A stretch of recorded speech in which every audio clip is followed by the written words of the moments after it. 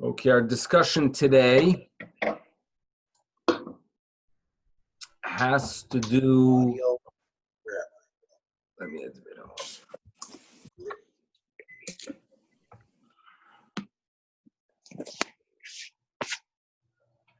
Okay, good evening to all. Today, go ahead, I'll mute everyone. And we'll begin our discussion that will relate to a few issues of kashrut. Namely three. So we're going to touch upon three areas of kashrut. And for me personally, it's an interesting journey. This specific discussion, and I'll tell you why. When in 1997, which is 23 years ago, when I joined the rabbinate, so we moved to Buffalo, New York. And part of my responsibility, the shul was officially part-time. It was a very small shul. And I had the responsibility of running the local Vad HaKashrut, the Buffalo Vad HaKashrus, an honorable organization that is doing incredible work for the size of the Buffalo community. I would consider it perhaps the most successful in the United States for such a small community to have an operating and a high standard Vad HaKashrut, and it remains so up until this day. Now let's go back 23 years ago regarding information. In other words, nowadays, if you need recent information, you're blessed with the internet. 23 years ago, we didn't have access, or at least it was not yet used. I was not familiar with it, which created a little bit of a challenge. In other words, yes, you graduate from yeshiva, you get smicha, you studied in kollel, and perhaps you could paskin on a pot and a pan, because pots and pans did not change drastically in the past 400 years. But on the other hand, when it comes to manufacturing and when it comes to ingredients, obviously things have changed. And therefore, the question is, if you are supposed to run a modern Vad HaKashrus and address modern day issues, what's going to be your sources? I mean, what literature are you going to walk into the job with? So this was a challenge I had in the fall of 1997. So there was a fellow who worked for the Buffalo Vad HaKashrus a few years earlier. I moved to Cleveland, Rabbi Gilden. And Rabbi Gilden told me you have to get a hold of the Daf HaKashrus. The Daf HaKashrus. It says, what's the Daf HaKashrus? So he says to me, contact the OU. And the OU will get you the Daf HaKashrus. So what is the Daf HaKashrus about? So before I tell you the rest of that story, let's start our little discussion today, and then we'll get back to the Daf HaKashrus. There is a color that is used as a dye, used a lot in the coloring of clothes, but also used as a food coloring. And it's known as Carmine. It's red, intensely red. And Carmine comes from specific bugs that are red. And when they crush them, they somehow are able to extract the red pigments and produce this intense red that, by the way, has been used for many, many, many centuries, back to the days of the Romans, and perhaps even back to biblical time. That is the Carmine. Now, Carmine is made from crushed bugs. At that state, I would not consider the bugs edible, but nevertheless, bugs are not considered kosher. So therefore, our halachic issue today is going to be, what is the kashrut status of a food that has been dyed with carmine? That's our discussion. And what's interesting is that around 15 years ago, the Food and Drug Administration in the United States told food manufacturers that they have to start putting on their labels that their red originates from crushed bugs. And they fought against it. They claimed that this is unfair. People are going to know what they're eating. This is unacceptable. And therefore, they compromised that what they do have to put on the label is Carmine. In other words, up until that point, up until 2005 perhaps, all they had to put on a label for the dye that dyed cherries and made it its appearance into beverages, all they had to write was that they use a specific red and they would give the number. Now they had to write Carmine. So the food companies at least had a little bit of a victory that they didn't have to write crushed bugs, but they still wrote Carmine. So the question is, what is the kashrut status of the Carmine? There's these maraschino cherries that are popular that use Carmine as a dye. Many beverages used Carmine. And the halachic status is a very interesting debate. So to appreciate the debate regarding the Carmine, we're going to have to study first cheese production a little bit, move on to mead, an alcoholic beverage that is made from honey, and its production, and then we could return to Carmine. So that's what we're going to have to study today: a little bit of cheese making, a little bit of mead, and we have here a complete dinner after our discussion here tonight.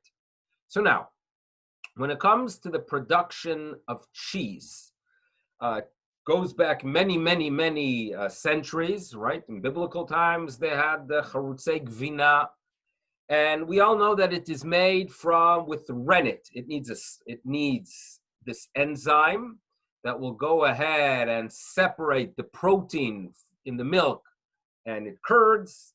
And with the rennet itself, if you age it, and different ways of aging it, of course, you will produce different cheeses. They have wonderful, magnificent flavor, but there is obviously a kashrut issue because the rennet that is needed to go ahead and have this effect on our milk, the rennet originates from the abomesim, from the stomach of a calf. And there are two issues here. Number one, if the calf is not kosher, so your cheese is not going to be kosher. And number two, even if the calf is a kosher animal, due to the fact that it was shechted appropriately, and it was checked appropriately that it's not treif, nevertheless, on the surface, the calf is fleishix, and the milk is milchix. So if the two come together, would that be a problem? So this is something that's discussed in Shulchan Aruch. And when you study Shulchan Aruch, you realize that historically there were three ways to make cheese with rennet. Approach number one was that they would shecht the animal and remove from the stomach itself, remove from the stomach of the calf, some milk that it just nursed from its mother. The milk itself, due to the fact that it was sitting in the stomach, started absorbing some of those juices, some of those enzymes, the rennet, and therefore that was used as the starter that was used to go out and produce cheese. Okay? So that was using the chalav that was nimtza in the keva itself. Now, if it is in a state of milk, it's in a state of milk, right? There's a little bit more of a problem because that's considered actual milk, and sometimes they, let's say, would start salting the stomach of the animal, and the result is that some milk was salted together with the stomach of the animal, which could produce a problem. And other times it was called in halacha karush. We're not going to go into it, but we're going to start off our discussion tonight, and what's relevant for us as we return to our Carmine has to do with a German/Polish way of making cheese. And it had to do by taking not the milk that is found in the stomach of the calf, but rather taking, and now we could begin our discussion inside Shulchan Aruch in reference number one, or hakeva. In other words, they take actually the skin, the stomach itself, that of the abomesim. Lefa'amim, okay, at times what they do is the following. Molchinoto, they would salt it. So again, they shech the calf, remove the stomach, salt it. Umeyavshinoto, and then they would dry it out completely. There's no moisture left in this calf's stomach. V'na'aseh ke'etz, it is as hard as wood. Okay, so you have a stomach of an animal, it's as hard as wood, and then afterwards, umemalin oto chalav, and then they fill it with milk. So this is a brilliant way of producing cheese, where you take this hardened stomach, you fill it with milk, and it appears that there are still enzymes and rennet that are extracted by the milk into the milk from the stomach. And Ramo was of the opinion mutar. He says it's permissible. In other words, obviously you're dealing here with a kosher shechted animal, and the only concern would be the fleishic elements of the stomach, meaning the fleishiks that is having an impact on the milk. Ramo says it's fine. Ramosha Israelis of the 16th century tells us that you should know that since it has zero flesh moisture, zero meat moisture, it is fine. Why is it mutar? De me'achar shenit yabesh. Once the stomach is completely dry, have ke'etz be'alma, it's like a piece of wood. Ve'ein bo lachluchit basar, it has no moisture of meat at all. So Ramo gave a green light to this Polish-German approach of producing cheese, which would seem a great solution. Now you can ask yourself, wait a second, but some of the fleishiks is coming out into the milchiks. Ramo tells you, no, worry not. The little bit, those enzymes that come out, the rennet, it's not fleishiks. Ein bo lachluchit basar. Now, before we get excited about it, one of the great poskim of the 17th century, Reb Shapsi Cohen, tells us, Mikol makom, nevertheless, nira, it appears to me, de lechatchila ein la'asot ken. Ideally, lechatchila, don't do it. So we have just shot down this option of cheese production. Nevertheless, the great poskim of the early 19th century, like Khatam Sofer, tells us that there is a way to produce a cheese with a rennet that actually has a little bit of the calf's stomach, and he creates a situation where it's less than a 60th. You put some other starters as well. So historically, there were actual kosher cheeses that were made from calf's stomach, okay? That was done historically. So that's piece of information number one. But what we have learned and what's relevant for us for the next stage of developing our discussion is that according to Ramosha Israelis, when something is nit yabesh, when something is completely dried out and it has no moisture left, it is considered like wood. And therefore, there are no kashrut issues. If something is dried out, not edible, it's like a piece of wood, no kashrut issues, okay? So if, let's say, you're playing football, right, and someone throws the football into your mouth and you lick it, worry not that you lick something non-kosher. It is like etz be'alma, because the football is pigskin, right? So worry not. It's etz be'alma. That's what we on the surface have just learned from the Ramah. Now, our next discussion is going to have to do with mead. Mead was a popular alcoholic beverage made from honey. I don't know if you could still get it at the LCBO or not. We're going to have to look into it. But it was extremely popular in European countries. There's a discussion about Pesach that they would drink their mead. And it was a honey-based alcoholic beverage. Now, the problem is that the mead, after its production, would become hazy. And people would appreciate clear beverages. Like, so too when it comes to beer. There's hazy beer and there's clear beer. Many people, the masses, appreciate Budweiser, which is, in my opinion, not the champagne of beers, but for the masses, they want it clear. So clearing agents were something that became needed to go ahead and make the mead more attractive. So a system was developed in Germany, it appears, if I'm not mistaken, in the early 18th century, where they would go ahead and use something that's called Isinglass. Isinglass. Isinglass is made from the dried bladder of fish. It's a form of gelatin, by the way. And it was used for the clarification, not just of mead, but also of wine and beer. It appears especially beer. So they would go ahead and take the bladder of a non-kosher fish, right? The beluga sturgeon, according to almost all authorities, not kosher. If not, if there is a sturgeon, there's a debate. That's why I say according to most. But the beluga sturgeon was clearly a non-kosher species. They would dry the bladder, and they would go ahead and sprinkle a small amount into the mead or beer, and they would clarify it. It would become clear. That's how they would remove the haziness. So the great Noda Yehuda Rabbi Cheskel Landau of Prague in the 18th century was asked, what's the status of the mead? And this was a very important issue, okay? So in reference number 3, the Noda Yehuda is going to tell us the following. Al Dvar HaKrok, regarding the issue that was known as the krok issue. What's the krok? So it says, Yesh korinato Hosenblasen. Hosenblasen, perhaps those who speak German will fill me in exactly how to translate that. But he does tell us, Vuhu, you want to know what this is?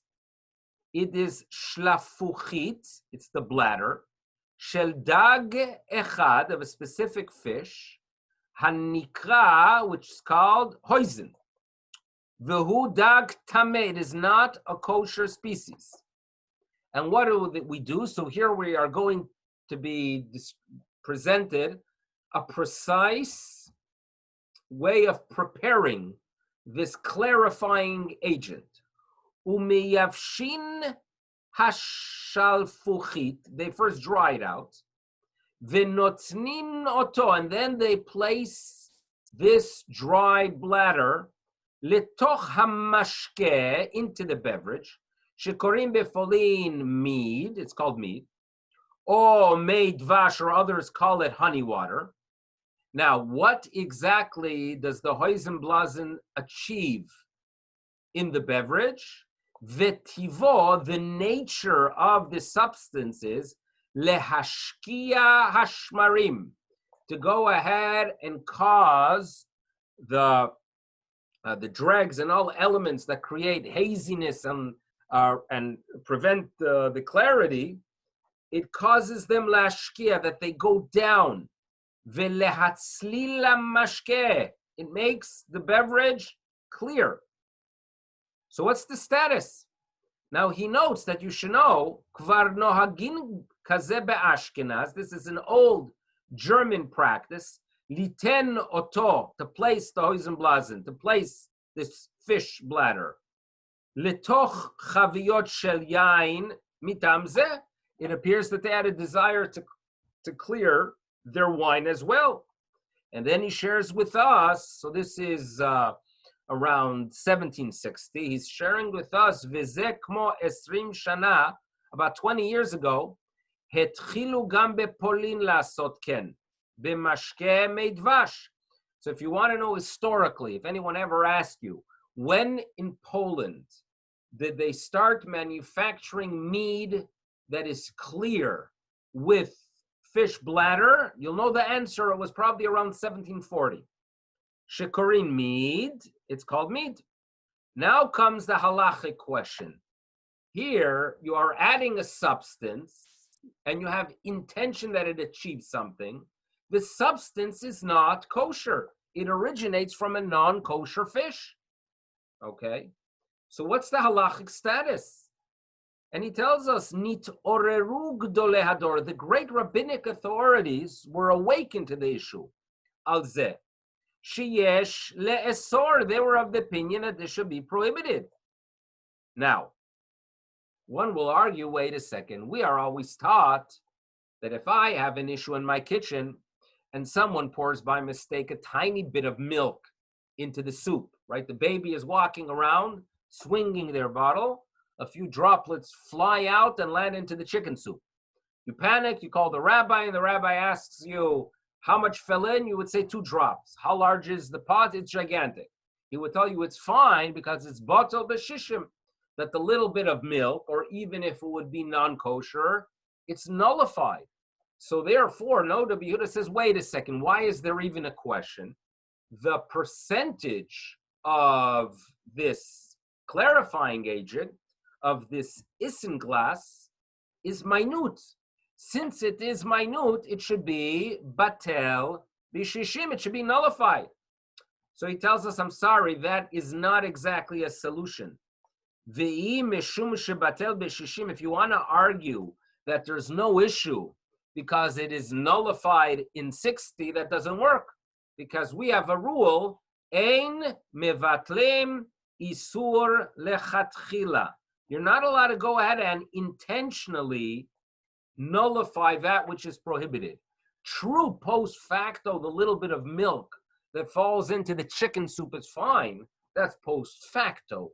You do not go initially and add something non-kosher, even if it is less than 60. And here, this is done initially.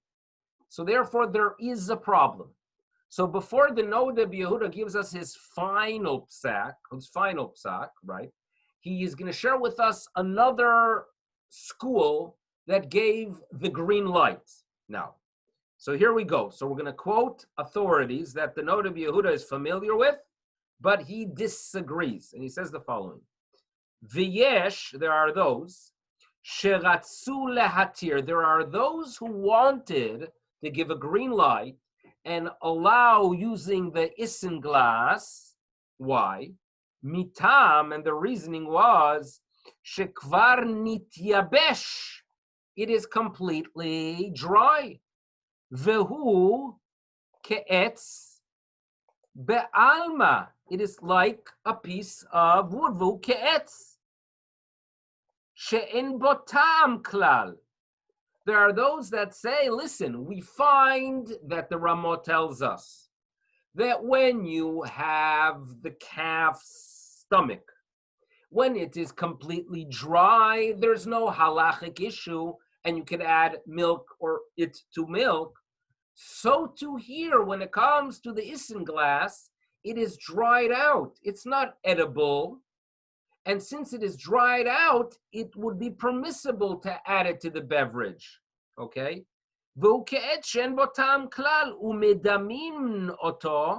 And they compare this issue of the dried bladder of the Isinglass, le'or, there are those who compare the two.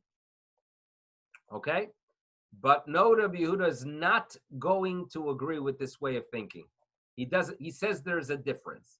So now we're going to try to find out what's the chilek. In other words, why is there indeed a difference between the two?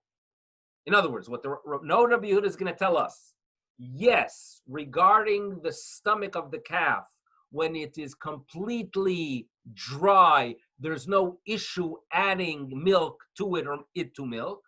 But when it comes, on the other hand, to this bladder of the non-kosher fish, there is an issue even if it is dry. Why? Okay, so here we go. Ve'ani omer, you hear what he's going to tell us now? Ve'ani omer, what I say is, I'm of the opinion, she'afilu b'diavad, even post facto, en ledamot lesham, do not compare the Isinglass, do not compare the fish bladder to the dried animal's stomach. Why? So he gives us the following explanation. The sham there, when it comes to or hakeva, when it comes to the lining of the stomach of an animal, heterhu, meaning it's a permissible substance. If you shecht an animal, right, and take a section of the calf after it's dry and chew on it, or even when it's not dry, it is a permissible substance. It's heter. Okay? Now, ve'ematai yachul alav haisur. When does it start becoming an issue? When does the fleishik stomach start becoming a halachic discussion? Ve'ematai yachul alav haisur behitztarfo im hachalav. Only when it comes in contact with the milk. So therefore, argues the Noda B'Yehuda, v'kshenit yabesh, when it became completely dry, mikodem, when the stomach of the animal became completely dry, moisture-free, like a piece of wood, before it came in contact with the milk, lo nishar bo ta'am le'esor hachalav. There's no reason to prohibit it, because v'lo chal alav shem basar b'chalav. So what he's telling us is that the reason with the stomach's calf you are more lenient is because before it created a halachic discussion, before it came in contact with milk, it was no longer meat. On the other hand, says the Noda B'Yehuda, aval shalfuchit hanal, when it comes to the bladder, shel dag tameh, hu tamehu, ve'hu asur min haTorah. In other words, the problem, the halachic issue, is not one that comes into existence later on when you combine it with milk. It is naturally unkosher, and the Torah prohibits it. And in his words, v'kvar chal alav shem isur. It already has the name of something that's prohibited. In the past, we've discussed this idea that there are more leniencies when it comes to milk and meat than with non-kosher. For example, when you want to kosher your oven from non-kosher, if someone by mistake, right, threw into their oven or to their grill a non-kosher piece of meat, it needs a high-end koshering, libun gomer, right? It should reach a glow. On the other hand, koshering from milk to use it for fleishiks afterwards, a lower level of koshering is needed. All you got to do is heat your oven if it's clean. You heat it to, let's say, 400 degrees for 20, 25 minutes, and that's it. It koshers it. That's what the halacha tells us. Why? Because milk is a permissible substance. To kosher from a permissible substance, much less is needed than koshering from a prohibited substance. Same idea makes its appearance here.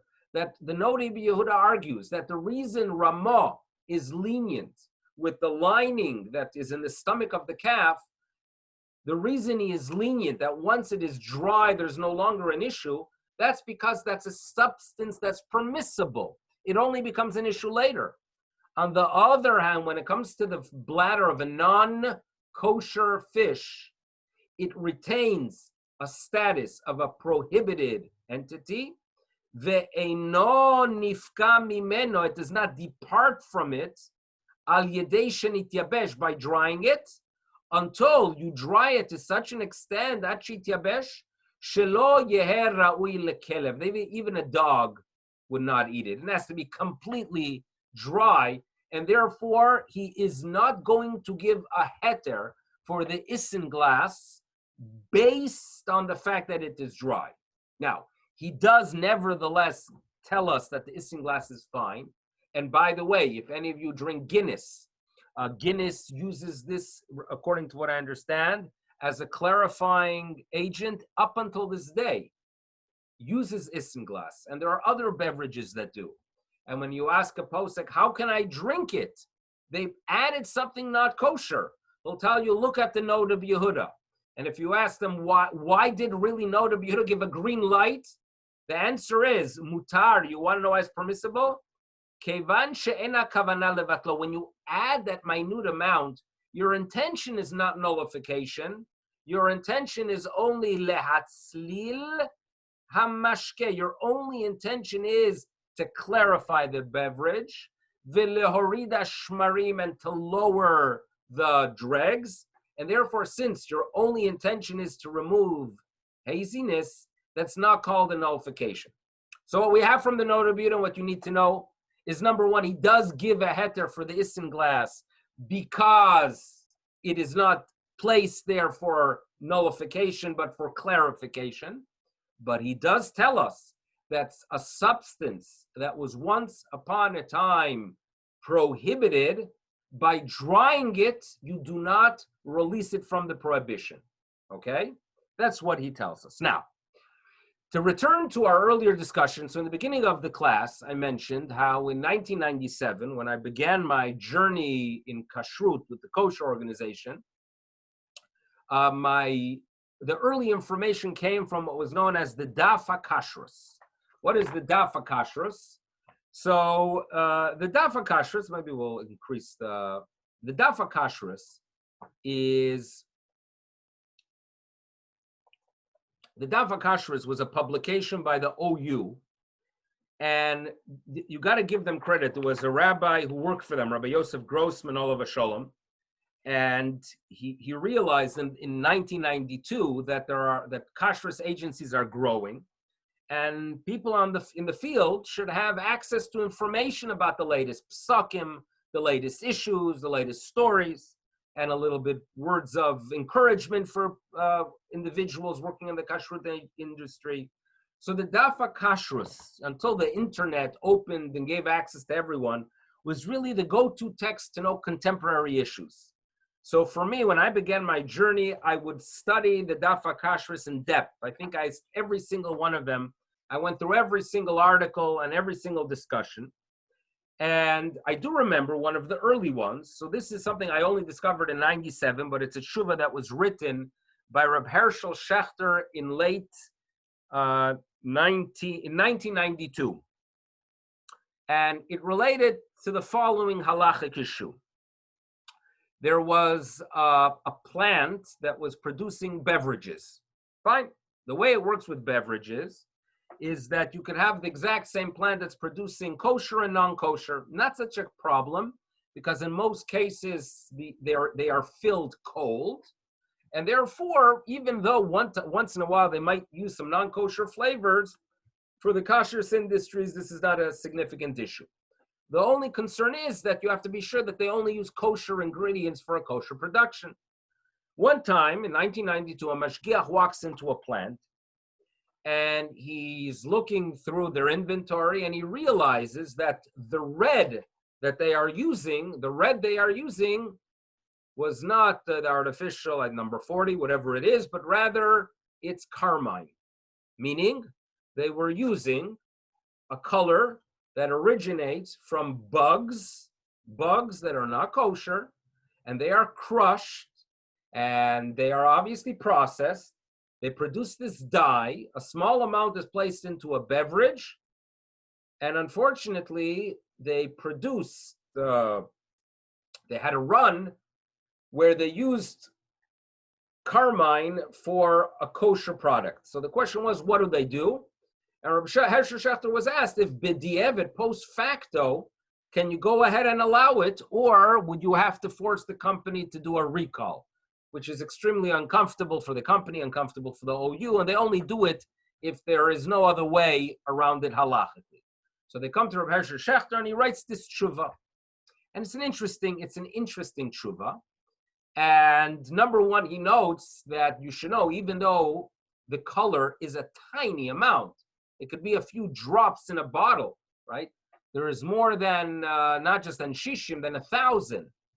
But nevertheless, Rav Hershel Schachter points out that when something is placed for the purpose of color, color is similar to flavor.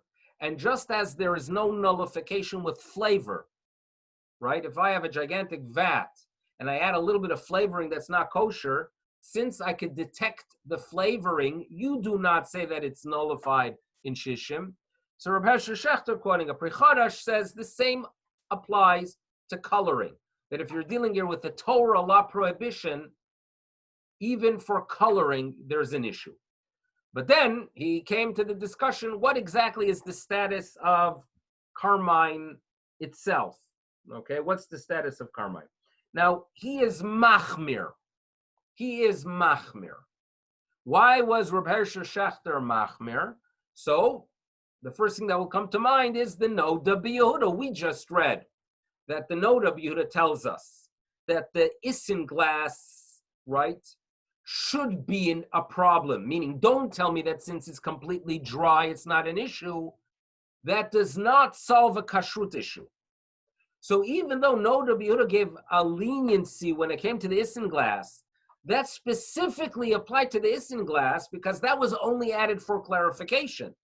But something that is not kosher, and it's added there for a purpose, and a purpose that it should be noticeable, either flavor or color, that is not nullified. That is not nullified. And therefore, and again, it's an extended tshuva, but his bottom line was, so therefore, we have to go ahead and have a recall. So this was probably my first tshuva I ever read from Rabbi Shechter, and it is a stringent view that had an impact on what the OU had to do. But what we do learn from it is that the OU was of the opinion that Carmine is considered not kosher. And therefore, when it comes to the cherries that have Carmine in them, and it's an issue that sometimes you could find products. I don't know how much now. I haven't looked recently. But I do know in the past that there were some fruit cups that had cherries. And it was, I think, under the triangle K. And if I'm not mistaken, the red originated from Carmine. So according to Rabbi Shechter, according to the Noda B'Yehuda and others, you consider it problematic and avoid such a color. Okay, probably disgusting anyway, but that's a different discussion. But that's the opinion of Rav Hershel Shechter regarding the Carmine. Not everyone seemed to agree. Let me see what questions we have so far. So David, Rav Yossi Grossman was a classmate of mine in elementary school. This is unbelievable. So David Wolf said Rav Yossi Grossman was, I didn't know he originated in Toronto. That's called a small world. So Rabbi Grossman, Olav Shalom, who was the editor of this Daf HaKashrus, was a classmate in Eitz Chaim of David. And I remember him, Zecher Tzadik Livracha, because when I was new in Kashrus, it was a little bit intimidating to call many individuals who were experts in the field. And I remember every single person who was welcoming and who was patient. I unfortunately remember the others too. So on the short list of those who were extremely welcoming and were patient and were a great assistance to a young rabbi trying to figure out the field, I give Rav Yosef Grossman credit. So Zecher Tzadik Livracha, and may the learning be a schus. He was nifter not long ago. So that is very interesting, David. I didn't even know he's a Torontonian, so now he has an extra schus. Thank you, David. Josh wants to know, but clarification changes the color as well from hazy to clear. So Josh is asking a good question. That clarification, lichora, on the surface, is very similar to red because it changes a color. So you would have to use your rabbinic thumb. The question's a good one. You're going to have to use the rabbinic thumb, Josh, and say the following, that there's two types of clarification. There's a clarification where the substance, or let me try that again. There are two ways of coloring. One is that you add a color and it changes the color. And one is you remove substances that it should have its natural look. So therefore, Noda B'Yehuda would tell you that if to add a substance and you see it's visual, when I see the redness in the beverage, when I see the redness in the cherry, I am looking at Carmine. I'm looking at a bug. That's a problem. When on the other hand, I see clarity, it's not clarity that came about through something non-kosher. It is the non-kosher substance. Remember, it's a very small amount. The only concern is bitul isra lechatchila. That would be fine because all it did is it removed the particles that give it its haziness. But those were good questions. These were two good ha'aras. That's what we have. Now, not everyone agrees with Noda B'Yehuda, and I was a little bit surprised that Rav Hershel Shechter took the approach of the Machmirim, because when you study Shulchan Aruch, one of the sources you turn to is the Pischei Tshuva, and right here, the Pischei Tshuva tells us that there is a Tshuvot Tiferet Tzvi. There was a response of Tiferet Tzvi, a great rabbi, towards the end of the 18th, beginning of the 19th century, Reb Tzri Hirsch, I forgot from one town, and he tells us, listen what he says to us, okay? He tells us that you should know. Tolaim adumim, red bugs. Shemeyavshim otam, that they dry them.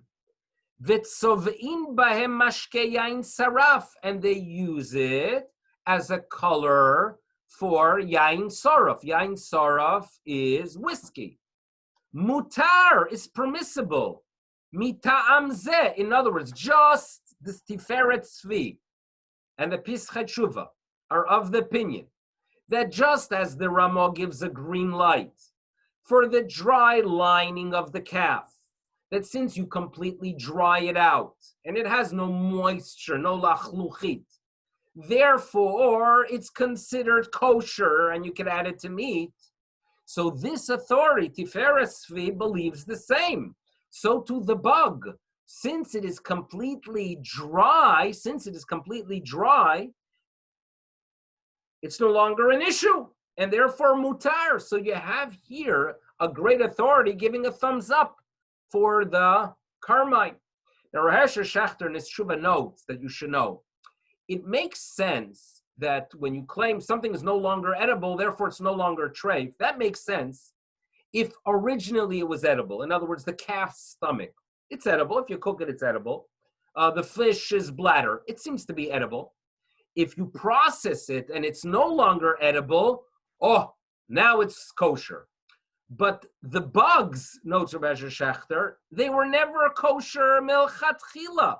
They were never, ever kosher. Okay. So now you're right. Now Josh says, but the bug wasn't kosher to begin with. Correct. And therefore, this Tiferet Tzvi disagrees with the Noda B'Yehuda. In other words, Noda B'Yehuda was of the opinion that if something originally was not kosher, it's always going to be non-kosher even if you dry it out. And that's the school of Rav Hershel Shachter. Pischei Tshuva and Tiferet Tzvi, on the other hand, are of the opinion that even something that was not kosher from the beginning, nevertheless, when you dry it out and it no longer has any moisture, it's fine. So these are different schools. You are right. There are different schools. But nevertheless, there were those who were matir. There were those who gave a green light to the Carmine.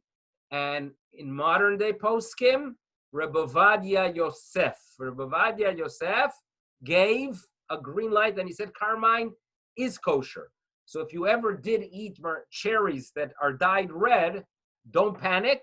You have great poskim like this Tiferet Tzvi, like Reb Ovadia Yosef, who give a green light. Now, Reb Ovadia Yosef notes that I could prove to you from earlier sources that it is fine. And it works as follows. We have a rule that when you want to go ahead and produce something holy, it has to be made mina mutar beficha, something that you could eat. In other words, ink. To write a Sefer Torah, the ink should not have a non-kosher substance in it. The paint that you use to go ahead and color your tefillin, according to some, should not have a non-kosher substance. The hide that is used for tefillin has to be from a kosher species. Why? We have the rule, mina mutar beficha. What can you use as a clay kodesh? What can you use as a holy device, a holy utensil? Only that which technically you could eat. So according to many, you have to look at the lists of substances and materials that were used for the construction of the tabernacle, the Mishkan, and they have to be kosher as well, okay? According to some, not all agree. Now, based on that, there is a popular midrashic source. It's a late midrashic source known as Me'am Lo'ez. I call it midrashic. Many of you are familiar with the Me'am Lo'ez, Rabbi Yaakov Kuli, who died in Constantinople in the beginning of the 18th century. And in the Me'am Lo'ez, he tells us that if you open up a chumash and they needed the red dye for the garments of the Kohen, they needed the red dye to dye the wool, to burn the red heifer. They needed a red dye for the goat that was for the scapegoat. So they needed a tola'at sheni. So the Ma'am Loez tells us that there's an old tradition. He didn't make it up. So this is an old tradition that goes back centuries. That yesh ilanot, that there are trees, shegdelim bahem perot ktanim kadashim, that they produce very small fruit the size of a dash of a lentil. Ubechol pri, and in every fruit, yesh keme'at tolaim ktanim hamlaim dam. There are these tiny little worms that are filled with blood. And what do they do with these bugs, excuse me? Lochatzim me'od ze al gav ze. They compress them. They compress these red bugs. Umeyavshim, and they dry haperot halalo bashemesh b'mei Tammuz v'Av in the summer. V'achar kach shorin otam b'mayim, and then they place them in water. And then he notes that the water become red. Minatolaim ha'elef, from these worms. V'zeu shekorim, what are they called? Listen to the word. Kirmiz, crimson, kirmiz, carmine, all the same word. I looked it up on Wikipedia, all the same word, carmine. And he says that it is used for a red, and then he tells us, en isur bezer, Rabbi Yaakov Koli tells us, there's no halachic issue, not kashrut, and because there's no kashrut issue, they could be used for the tabernacle. Kevan, since shatolaim mityapshim, since they are completely dry bashemesh, what do they turn into? What do you consider them? Since they are completely dry, they are considered ke'afar be'alma. They are considered like complete dirt. In other words, he does not follow the Noda B'Yehuda thinking, but rather he is of the opinion that anything, even something that originally was not kosher, once it is dried out, once it has zero moisture lachluchit, once it's not edible, no kashrut issue. Ein isur bezeh. That's what he notes. So it's quite fascinating, number one, that we have identified what the tolat sheni is. It's a type of worm. There's a disagreement of if it's that worm or not. But also halachically, it's quite fascinating that there is another opinion, like Rabbi Ovadia Yosef, like Tiferet Tzvi, that disagrees with Noda B'Yehuda and Rabbi Hersher Schachter. So bottom line is, obviously the kashrus agencies, clearly the COR and others, do not give a hashgacha on something that use carmine, but nevertheless, we can know that there are other schools. An interesting, in my opinion, of discussion and a little bit of my personal history of how I became familiar with kashrut issues and the complexity, not just of modern production, because every single issue we discuss has been around for several hundred years. So we're going to, first of all, stop the recording. So good evening to those who are listening.